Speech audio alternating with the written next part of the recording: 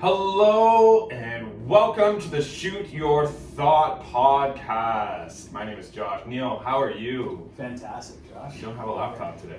No, going lean today. Just winging it on your phone. Just old school here. Old school, man. I don't know if you saw the news. I was gonna text this to you, but did you see what happened yesterday in the world of Hollywood? Besides the Kanye and Kitten news? No, I don't give a shit about that. I don't know. I'm It not was- TMZ over here. I can't report the Hollywood news. So someone that we wanted to, well, I wanted to get to do our intro passed away yesterday. Gilbert Gottfried passed away. Fuck off. Yeah, you didn't see that? No, I didn't see that. Yeah, and I literally just did an impression of him. I would feel weird doing an impression now, but yeah, right before, I was literally going to get him on Cameo, because he is on Cameo. Obviously not anymore, but he was on Cameo, and I was going to get him to do some sort of intro for us. I wonder if we can still find. You remember soundboards that you should online? There's I wonder if there's a definitely Gilbert Gottfried. 100% a Gilbert Gottfried soundboard that we could just mix in some words here and there. And just keep pressing buttons and well, keep getting Gilbert Gottfried until it makes sense. I'll see what I can do here. Gilbert Gottfried hologram, perhaps? Oh yeah, 100%. He actually just performed in Toronto a couple weeks ago, apparently. One of my friends went to go see him, which is kind of surreal. Yeah, like he did a comedy show in Toronto. Wow. Yeah. Anyways, R.I.P. Gilbert Gottfried. You will be missed. Should we get into some sports, Neil? Let's talk some sports. The Raptors have officially clinched their playoff spot. Yeah. And we now know who they're going to be playing in the first round of the playoffs. And that is the Philadelphia 76ers. What are your thoughts initially when you heard this news? What are your thoughts? I think it's for the Raptors, who coming into the season didn't really have, no one really had a lot of expectations for this team. You know, they were kind of in a transition period with Kyle Lowry having finished his last season with us last year. Okay. They were going into the draft. They had a high draft pick. They selected Scotty Barnes. This is a transition year for the Raptors. You know, they just re-signed Gary Trent. This is a very young team. It started off as a transition year, for sure. Started out that way, and as the team grew, as we've seen so many years past, that this Raptors team, with the resilience that they have, they fucking started gelling, and they started, mind you, the starters are playing like 40 minutes a game, but they started winning games. Definitely. Nick Nurse is the best coach in the league. Well, yeah, he's getting poached by the Lakers now, apparently. He's not going anywhere. He's not going anywhere. That's just flattering for Nick Nurse. Obviously, Lakers team would want the best coach in the league. I fucking hate how LA media does this right before the start of the playoffs, too. Like, you know what I mean? Like, just drops this bomb. It's not going to change anything. If anything, the Raptors are going to play even harder. But I feel like with the way the Raptors are now, they are on paper, and what we've seen in the small sample size against Philly this year, they're a great matchup. 100%. To Philly, you know what I mean? So they match up really well. I feel like Siakam has been able to hold Embiid. The only time Embiid has ever scored 0 points in a game was when he was matched up against Pascal Siakam. I don't think Harden is anything special anymore. No, I don't think so. And all you have to do is take away the perimeter from him, which we can do. Yeah. And you eliminate the Harden factor. Truthfully, Josh, I feel like this Philly team before the Harden trade, I would have been a bit more worried about than the team now, stacking up against the Raptors in the playoffs. Like with Ben Simmons? Yeah, like before they traded away Seth Curry, before they traded away Andre Drummond, before they traded away a lot of their main pieces to go get one player in James Harden. Mm-hmm. James Harden has an off night, the 76ers will lose. Yeah. Van Vliet is one of the best perimeter defenders in the game. 100%. You've seen it this entire season. You've seen it his entire career. And he's only gotten better. He knows how to, there's a reason why he has so many steals in a game. Yeah. Because while your point guard's coming down and, trying to set up play, he's looking for that split second to take the ball off you. And he can do it. Gary Trent has improved his defense largely this year. I just feel, I mean, obviously Scotty Barnes is active everywhere he is on both ends of the floor. I feel like I like the Raptors. I like his defense too. Scotty Barnes, like he was guarding LeBron. Yeah. He played the Lakers. Like, dude, if the Raptors continue to play the tenacious D that they've played all year, they're gonna beat this team. Shaquille O'Neal thinks otherwise. You know how many people this week have told me, "Hey Neil, did you hear the comments Shaquille O'Neal made?" yeah. I'm like, "Hey, you know Shaquille O'Neal's been saying that shit for years on end." When was the last time Shaquille O'Neal said anything of substance that was relevant to anything? Like, Yo. let's be honest here. Raptors getting swept. Call it Yeah, now. call it now. Write it down. Raptors getting swept. And then to immediately, like, as soon, I don't know if you saw the follow-up to that video, like the seconds that followed that video, but everyone else on the panel was like, whoa, like, relax here. There's no way the Raptors are getting swept in this. This is going to be, like, Charles Barkley loves Toronto. I don't know what we do to Charles Barkley when he comes here, but he loves Toronto. Toronto's his favorite city in the world.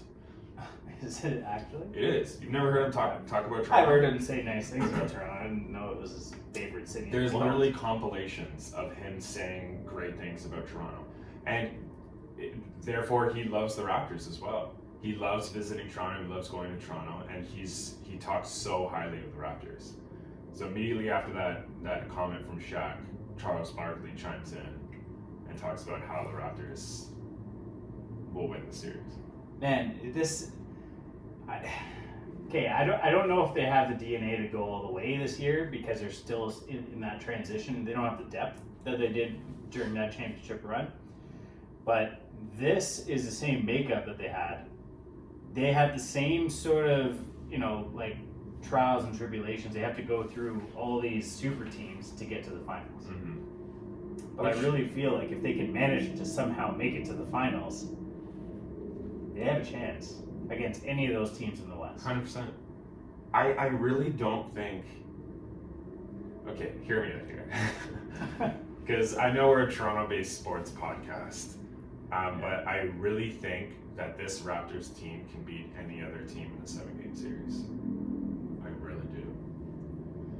Scotty, okay, if we drafted Jalen Suggs like everyone expected us to, at this point, I would not say the same thing, because look how Jalen Suggs, his year has panned out, and then look how Scotty Barnes' year has panned out. And especially going up against Philly in the first round, they're a big team. You put Jalen Suggs in there instead of Scotty Barnes, I don't have as much confidence with the Raptors. But Scotty Barnes has... They probably wouldn't even be in a playoff spot if they Exactly. had Jalen Suggs. Exactly. Point guards take a little longer to develop, historically. Scotty Barnes, it took him 14 days. Literally, if that. Did you see the comment that Van Vliet made about the All-Star Weekend, of how he took a poll from every other player at the All-Star Weekend about who was the most annoying team to play against, and everyone said the Raptors? Raptors can shut you down. Nick Nurse is the greatest coach in the NBA, and I'm not just saying that because we're a Toronto-based sports podcast. Like, the Nick Nurse workout plan is coaching a game. I've never seen a guy do aerobics live on the sideline. Bend and snap, baby. Literally, like, he is literally red in the face from the start of the game to finish. Yeah. And man does not sit down. He does not sit down. He does not have a voice at the end of every game. Mm-hmm. He probably has an ice pack for his lungs because he's screaming at all hours of the game. Underneath the sweater at all times, yeah. The Raptors, we heard Doc Rivers say it recently, how Nick Nurse and Masai went out and grabbed every single player from 6'7" to 6'10" that can shoot a ball and defend, and put them on the same team together. Who said that? Doc Rivers. Doc Rivers. And he said it's so hard to play against them. Why I say they can beat anyone in a 7-game series is that this team is adaptable. Like, this team knows how to... They're positionless. Yeah, they exactly. literally have no positions. Exactly. They can take you down anywhere in the court. Anyone can play any position. Scotty can play point guard. Which he has done for most of the center. season. Yeah. OG's played some center before this season. Right? Like, and then their new addition. They just went out and got the old man from Sacramento, who plays like... You're talking about Thad? Yeah, Thad. He plays like 20 minutes a game. Yeah. but he always is. He has the same DNA that the rest of the Raptors have, which is go play hard D, shoot some threes every now and then, which he knows how to do, and then crash the board and get those rebounds. Dad has thrown down some dunks since coming into Toronto too, which has been looks crazy. like young Thad. Yeah, Thaddeus Younger. Am I right? Young Thad. We need to, going up against the Sixers, we need to find a way to shut down Embiid. Harden, I'm not worried about. Obviously, you put Siakam on Embiid, but Siakam can't be on the floor with Embiid every single minute. I mean, maybe he can. Yeah. We just can't. We just have to make sure Boucher doesn't guard Embiid. God, Boucher is he took a step back this season for whatever reason. Yeah. He really burst out last year. He broke out. He was unreal. He broke out last year because he had to. This year we don't have to have him playing power forward and center. The Raptors need to sign me as a coach because I will be. We just finished talking about how great Nick Nurse is. No, I'm not saying head coach. Oh, okay. As a conditioning coach. Gotcha. And I will only focus on Chris Boucher putting on some weight. Literally, because if Chris Boucher gained 30 pounds, he would be unstoppable. 100%. Unstoppable. With how lanky he is and with how average he is in every other category, I think he'd be unstoppable. He's just been recently, I find he's been getting beat in the paint way too often. Yeah. Way too often. And if you put Embiid in the paint with him, Embiid's a monster. He's an MVP favorite this season. He's the first center in history to lead the league in scoring. Mm-hmm. So this guy, if he's huge, but like I said at the beginning of this episode, the only time he's ever put up 0 points in a game was against Pascal Siakam. He has a hard time. And Pascal, I guess, is a good defender. I don't know what it is that he's so afraid of. And it's the Ben Simmons effect. The Ben Simmons effect. Remember Ben Simmons couldn't shoot the ball, or you're just scared to shoot the ball? Because which is the whole reason why Philly started hitting him, was last season. So maybe when the Raptors play the 76ers, and Ben Simmons effect. And he's going to be scared of Pascal Siakam. He's going to be scared of the ball. I'm scared of the ball. Could happen. Scared of shooting. Could happen. Maybe he is scared of Pascal. Pascal is scary looking. I will say that. Sure, yeah. I'll say that.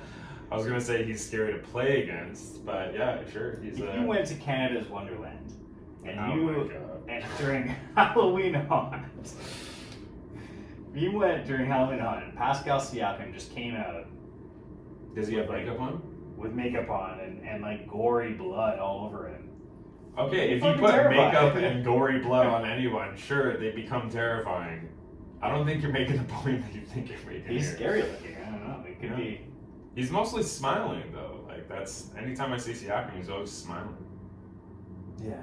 Have you ever seen him fired up? Yeah. Oh yeah. I think it looks kind of scary. I think Boucher is more intimidating looking than Siakam. Siakam's always smiling. Boucher's never smiling. I don't think I've seen Boucher smile once. You're saying Boucher is more intimidating and scary looking than Pascal? More intimidating looking than Siakam. In terms of smiling, there's no way. In terms of smiling, think about it. When have you not seen Pascal Siakam smiling? I can't. Even when he gets I feel dunked like I haven't on. seen him smile. You've never seen Siakam smile? Come on. Siakam is the only player on that team that smiles. Literally. Yeah. Think about it. Fred is very serious. Very serious. You'll see him laughing every now and then. Scotty Barnes always laughs. Oh, yeah. Scotty Barnes is literally always laughing too. Gary Trent's serious. Serious. Boucher. OG smiles. Serious. I remember when OG hit that 3-pointer in the bubble to tie the game against Boston. Didn't even cheer. Dude, he didn't even react. No. He just started walking. He started walking away. Walks away. There was literally there was a trend that my friends and I were doing at the time, where you gotta do something great and then just walk away with your arms at your side like that, like the OG walk away. The OG walk away? Mm-hmm. We should end a podcast like that tonight. A podcast? What? We should end our podcast With an OG walk away. Yeah. Just no goodbye, just get up and walk away. That's it. Yeah, that's fair. So how do you realistically see this series going? A lot of analysts see the game or the series, pardon me, going to 7 games. Uh-huh. I don't. I see it going to 5. I see the Raptors winning 4 games to 1. I don't think it'll be a close series. I think. Really? Yeah, I think the Raptors will win both games in Philly. Then they'll come back to Toronto and they'll lose a game in Toronto and then win the next 2. Why would they lose a game in Toronto? Because like being down 2-0, I think MVP Embiid will show up. Yeah, but in game 3. Okay, fair. But the Raptors' 6-man is their crowd. Like a Raptors playoff crowd is ridiculous. That's my prediction. All right, fair. That's what I foresee happening. My crystal ball that I have here. Yeah. That's what I see You happening. didn't bring a laptop, but you brought a crystal ball. Brought a crystal ball. I think this series goes to 6 games. I think the Raptors lose maybe game 1. We win game 2, win both games at home, lose game 5, win game 6. Did you say 6 games? 6 games. Raps in 6? Raps in 6. Or Philly in 6? Raps in 6? No, Raps in 6. Just checking. Neither of us are taking Philly in this. Why would we? No. Even though we're a Toronto-based sports podcast, the Raptors. Sixers are disgustingly bad. They are. You think so? Man, the only chance they had of beating the Raptors is Andre Drummond, and they traded him away. Andre Drummond always plays well against the Raptors. Yeah, because he's a monster. You only think that way in fantasy. No, I don't. No, I don't. I do think that way in fantasy, but you actually think he's a great player in real life? Andre Drummond? In real basketball. I wouldn't say he's a great player right now. He was at one point. For whatever reason, he always plays well against the Raptors. Did you also see that Pujols can't play against? So the 76ers. T. Steibel? Yeah. Yeah. He cannot play. He's not vaccinated. Yeah, because he's not vaccinated. So Idiot. anytime that they come to Toronto, so game 3 and game 4, he can't play. Is it Thibault or Thibault? Thibault. Anyways, he can't play. So that's another issue that the 76ers. Not that big an X factor. No, I was gonna say. He has good defensive presence. He's always good for like steals and blocks for that guy, for that team. Who do you think will be coming out of the East? Coming out of the East, when it's all said and done, when the dust clears. I really want to say the Raptors. At this point in the season, in the playoffs, I don't think it's going to be the Raptors. I think it's going to be Miami. I think it's going to be Miami. Because, how did they finish? Miami finished first, Bucks finished second, I believe. So I think it'll be Bucks Heat in the East Finals, which is going to be a great East Finals. And then I think the Heat makes it out. However, that can change as these series go on. Like obviously, like like you said, this was supposed to be a transition year for the Raptors, and it's like the Jays last season, or 2 seasons ago. Sorry, the Jays made the playoffs in a season that they weren't supposed to make the playoffs. I'm not saying the Raptors aren't supposed to make the playoffs this year, but they're not supposed to be as good as they are right now. So yeah, they're ahead of their curve. Right? Yeah, 100%. What about you? Yeah, I like Miami as well. You know, I had Boston really up there before Time Lord got injured. He's going to be out for several weeks into the playoffs. But this Boston team was rolling. They're the hottest team since the All-Star break, out of any team in the league. But you see who they're going up against in the first round? Yeah, it's not going to be a problem for them. I don't see Boston losing Brooklyn at all. See, like, a potential, 4-1 series win for them there as well. They're just deep. You know what I mean? I like the selection. Boston's deep. I like the selection of Miami because they're stacked. Like they have I don't know if you realize, but Oladipo's back. He put up 40 points the other night. They still have their big starting lineup. They have Tyler Hero. They still have He's probably going to win 6th man of the year. Tyler Hero. Yeah, he deserves to. Adebayo's healthy, Butler's healthy, Kyle Lowry's healthy.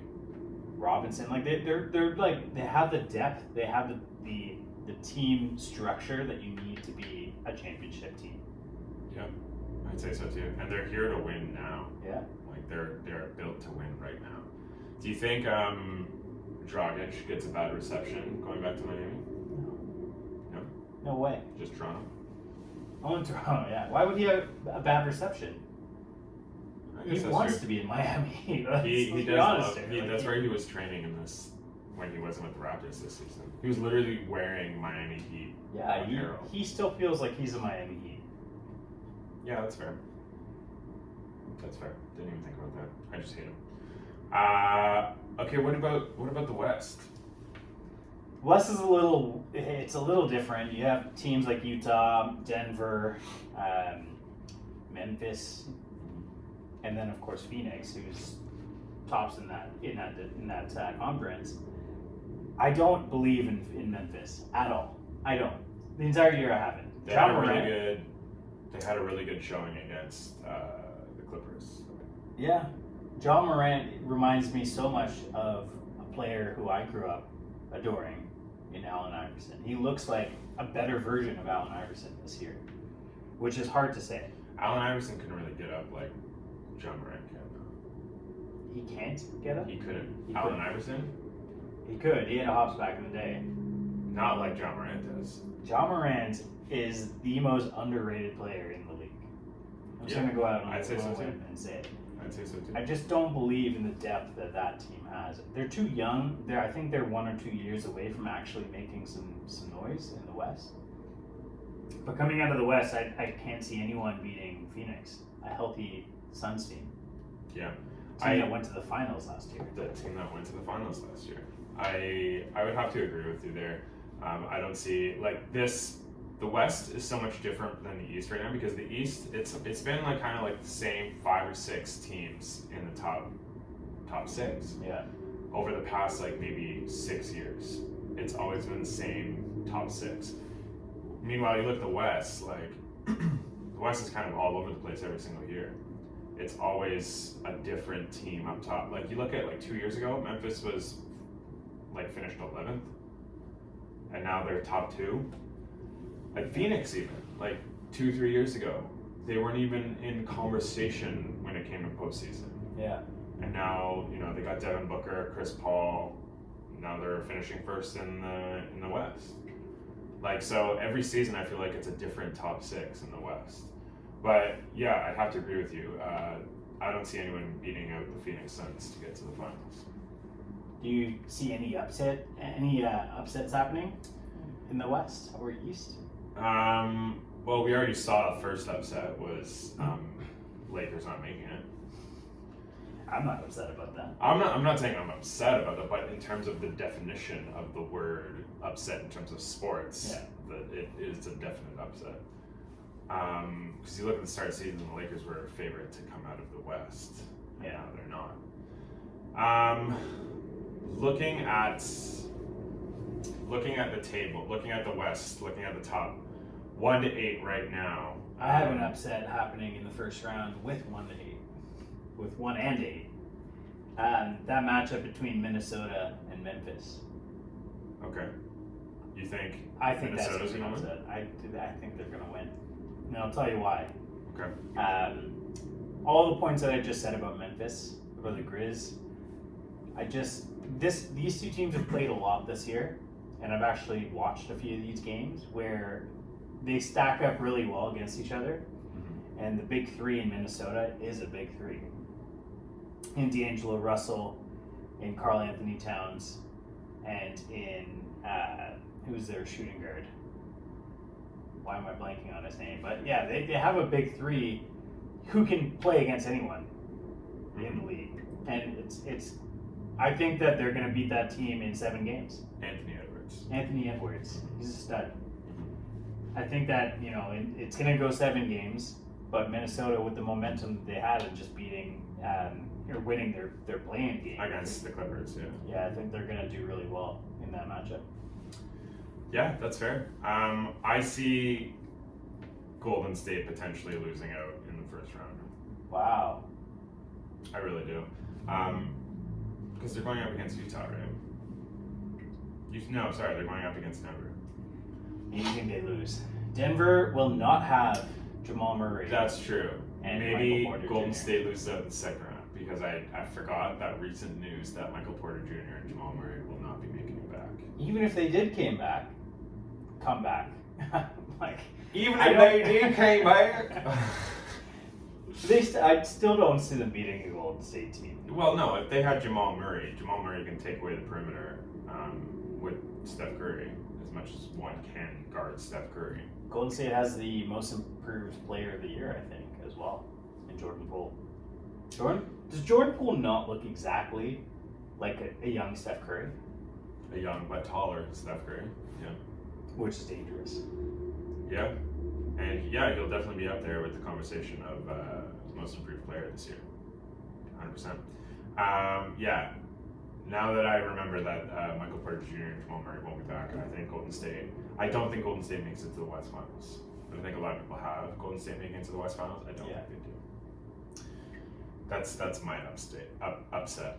Well, we'll see. The playoffs start. They've already started with play-in games, but they start this weekend. Yeah. Saturday is game 1 for the Raps. 6 p.m. 6 p.m. See you there. Let's move on to some baseball, shall we? Let's talk baseball. I just want to take a second to talk about that game 1, that home opener game. I was there at that game, and the Jays were down 7-0 in the second inning, and people were leaving. I was like, okay guys, I gotta go get a drink. I gotta refill my drink here. I don't think I can take any more runs against the Jays right now. So I went and grabbed a beer, and while I was in line for that beer, I saw people leaving in herds from the game, just walking out. You realize you can't come back in once you're out. And then what happened? How did that game finish? They came back, scored a shitload of runs, and The Jays won 10-8 when they were down 7-0 in the second inning. They came back and won it 10-8. Dude, it's a 9-inning game. I know. It's not a 2-inning game. It's a 9-inning game. So many of these people, I guess, like don't realize that the game can go that long and are just like, oh, it's a 3-period game and we're down 7-0 in the second period. We gotta go. Pull the goalie. Yeah, seriously. Let's get some runs back. Throw some Hail Marys out there. Yeah. But yeah, the Jays came back and won 10-8. And I think that is going to be the storyline of the season. Hopefully not coming back from 7-0, but this is a resilient Jays team. This is a team that can put up a lot of points. So that leads into my next point, Josh, is they were down that much because Barrios got lit up. He did. He got 1 out in that game. He did. The bullpen has been relied upon heavily already in the first 5 games. What's going on with this starting rotation? Because they're trash right now. Manoah was Manoah was good, but the first go around, what looked like it was going to be a promising, or one of the best rotations in the league, hasn't looked that way so far. Are you a little worried about this? Are you concerned? Are you? I wouldn't say I'm worried. Ryu got injured. That's why he had to be taken out of the game. I still have faith in Ryu. I have faith in Manoah. Barrios, I don't think he's started since that game 1. I think he's scheduled to start maybe Saturday or tomorrow. Mm-hmm. But no, I think he got the nerves got to him. He hasn't played in that sort of environment in Toronto yet, right? So we only got him last season. And he didn't really have like that prime time game for us where it actually like with so much promise it actually meant the world, you know what I mean? So I think the nerves definitely got to him. He didn't even make it out of the first inning as a starter. So no, I wouldn't say I'm worried yet, because we do have promise with the rest of our rotation. I think if 3 out of our 5 starters are doing decently well, I wouldn't say I'm worried at this point. It's a good way to put it. And plus our closer Jordan Romano just broke the Jays record. Actually, I don't know if you saw that, but he broke the record for the most consecutive saves by a Blue Jays closer. Wow. He wasn't even meant to be a closer. Exactly. He was always a strong reliever Uh-huh. that naturally took over the position because of injury, and then just ran with it and blossomed into the closer he is now. Local boy Jordan Romano coming up big for the Jays. Markham, stand up. Local boy. And we're having like the opposite issue from last year, right? Like our starters were putting in the work last year, and our bullpen came in and would lose the game for us. And our bullpen's been keeping us in it recently. Yeah. So One turnaround. I mean, it's 5 games in. There's still 140 odd games left, 50 odd games left. So again, small sample size, but we need to see this rotation turn it around the second time around. yeah, 100%. Yeah. I feel good about this team though. Like I know we say that a lot, specifically with the Jays, but I feel good about this rotation.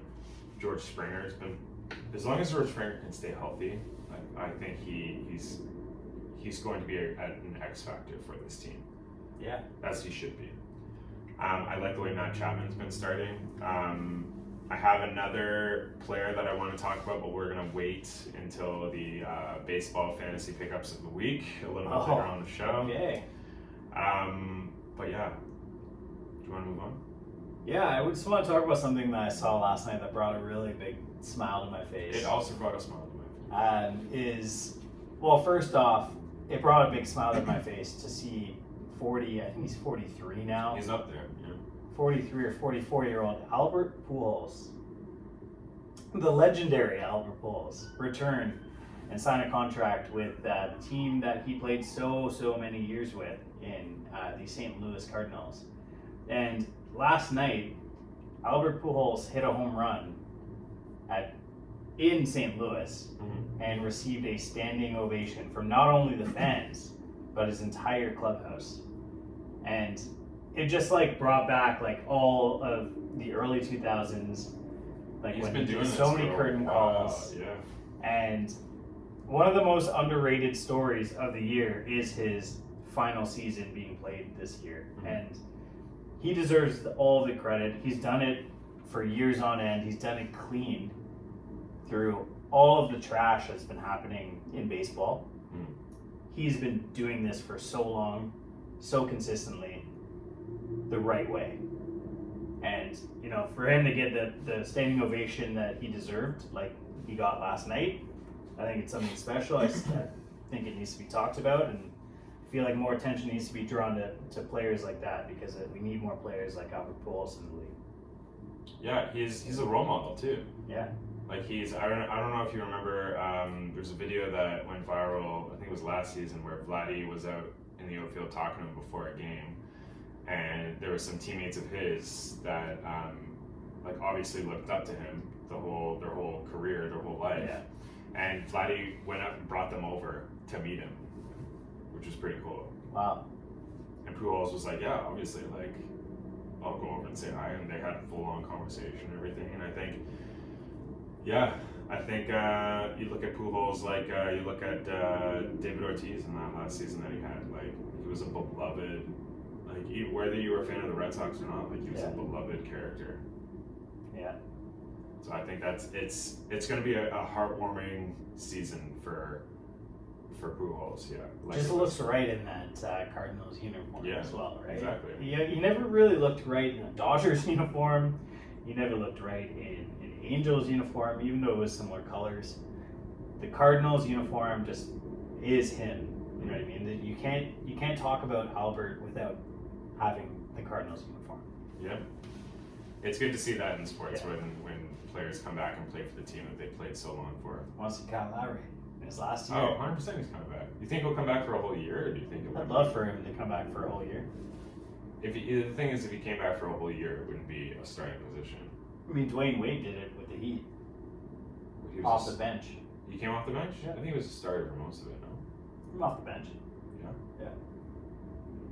Yeah, he bounced around a couple times before he went back to Miami. Remember, he went to Cleveland for a bit to play with LeBron for You remember that? a couple weeks. That was weird. Throws me off all the time because there's a D Wade that plays for. There's D Wade. Now I'm like, oh, is Dwayne Wade still disguising himself as someone else? coming off the bench tonight? Yeah.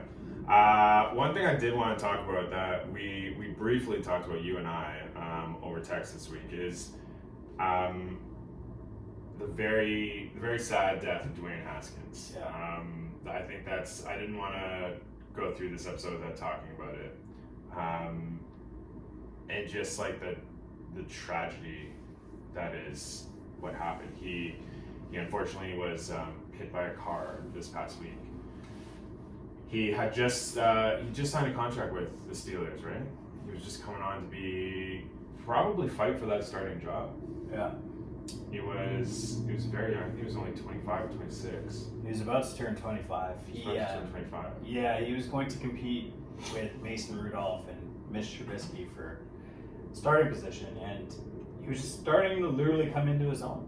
Yeah. And it's really tragic because he was really highly touted coming out of college. He obviously went through a lot of what young quarterbacks go through in the NFL, which is you have a short window to really excel, and if you don't, you get pushed to the side, or you get talked about and banished, and that's what happened. And the Steelers took a chance on him, took him on, and he started to develop. Mm-hmm. And I don't know, he was getting better each year, and each year after year, and here we are. He was finding his own with his teammates too. Like he's just a kid. Yeah, you see like Chase Claypool. Yeah. Like even oh my god, I'm blanking on your running back. What's your running back's name? Najee Harris. You see like them like post each other on social media all the time. Like you can see that they're meshing. I was loving that for Dwayne Haskins because he wasn't able to find that when he was in Washington. And so I was like, finally we get to see like Dwayne Haskins compete for a starting job. Yeah. And one thing that this made me think about this past week is that all of these analysts, when they were talking about Dwayne Haskins, they were talking about how troubled he was in his career and how horrible he was as a starting quarterback, and how like it's just at the end of the day, like these are human beings. Yeah. Like we talk, like even us, we talk about them on our podcasts, like we make fun of certain people, but at the end of the day, if something bad were to happen to them, obviously like they're human beings. Like they have families, they have children. Like just be human. Yeah. Stop being an analyst for 5 seconds and think of these people as humans, and think of their families, think of everyone that's affected by this. Yeah. So I just I don't know, that just left a weird feeling in the pit of my stomach this week. I don't know about you, but like all these analysts were talking about, and a lot of them have since come forward. Like Adam Schefter has come forward and apologized, like made a public apology. He was just like, for him to come out and the tweet that he put out that said what it said about Dwayne Haskins, it was just so cold and so heartless and so robotic, and like for him to say that, he definitely lost a lot of respect from the community and 100%. From his followers and from he lost a lot of followers from football fans across the world. Like just to see that, and for everyone to just read it out loud and then just look at him and like, come on, man. Yeah, he since deleted the tweet, but once you put something out on the internet, it's there forever. Yeah. So yeah, he definitely lost a lot of respect, and so did a lot of other analysts that literally just treated him like a transactional loss. You know what I mean? Like, as opposed to just a human being. Yeah. So just something to think about. Should we get into something we haven't done in a while? Something we literally haven't done in a long time. But let's get back into it, shall we? Yeah. We really haven't heard that sound. Oh, it feels good. It feels good to hear that. Fantasy pickups of the week. It is the final couple weeks, I guess, for hockey. Yeah. Neil and I are actually against each other. Some leagues you're in your final week. Other weeks you're in your I guess semifinals. We're in our semifinals. Yeah.